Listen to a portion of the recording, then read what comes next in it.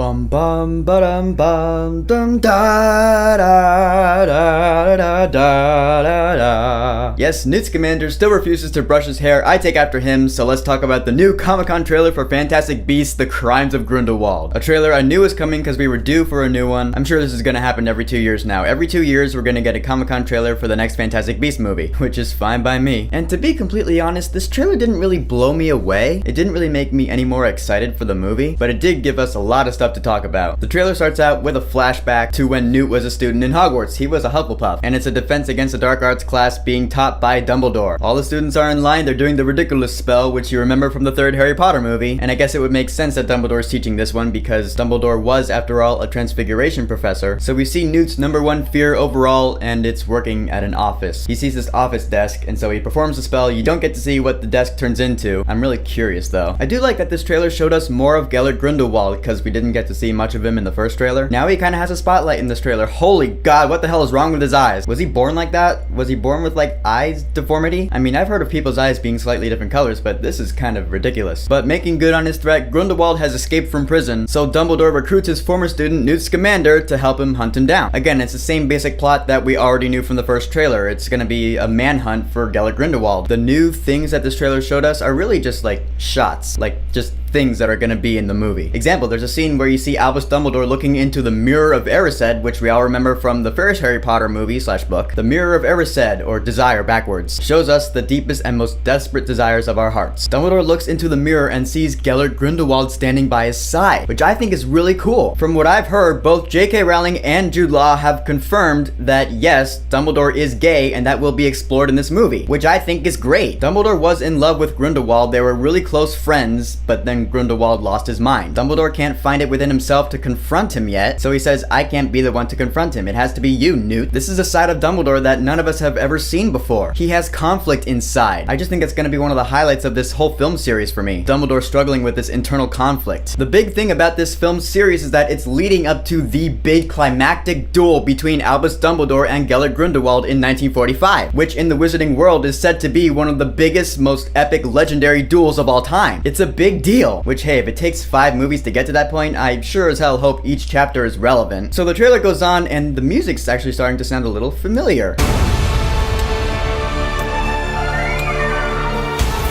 You underestimate your talents, Mr. Scamander. Holy crap, that's the MACUSA theme. In the first Fantastic Beasts movie, when we see the MACUSA headquarters for the first time, there's that theme going on.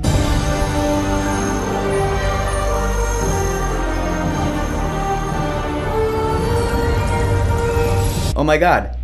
Studios are finally learning. I tweeted about this not too long ago. If you want to make a theme memorable, put it in your trailers. Think about it. That's why everyone knows the Avengers theme now, because it was in the trailers for Infinity War. Now the Fantastic Beasts trailers are using one of their themes. I think that's great. And then at about the 2:20 mark, you see this giant, weird-looking beast. What the hell is that? What is that thing? That's a monstrosity. That's gotta be one of the ugliest creatures I've ever seen. We see more of Leta Lestrange. I really like the fact that she might have a bigger role in this movie. She even has some dialogue with Newt. You're too good, Newt.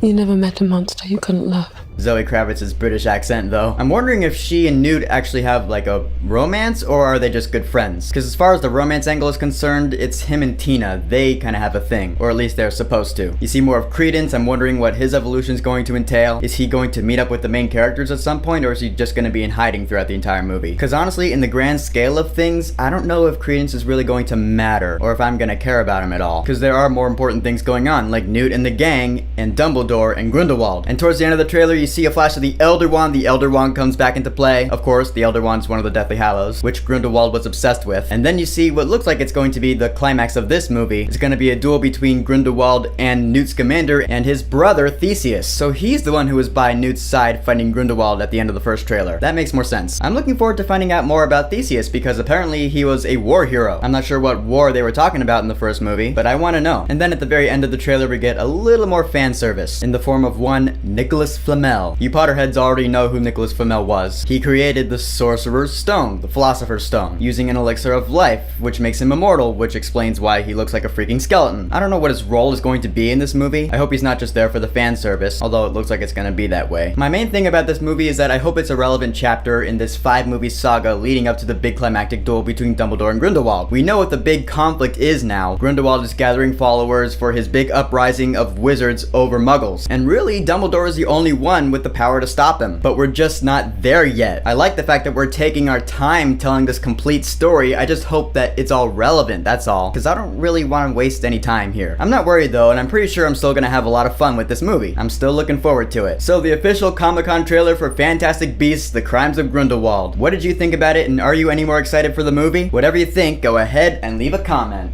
And don't forget to subscribe.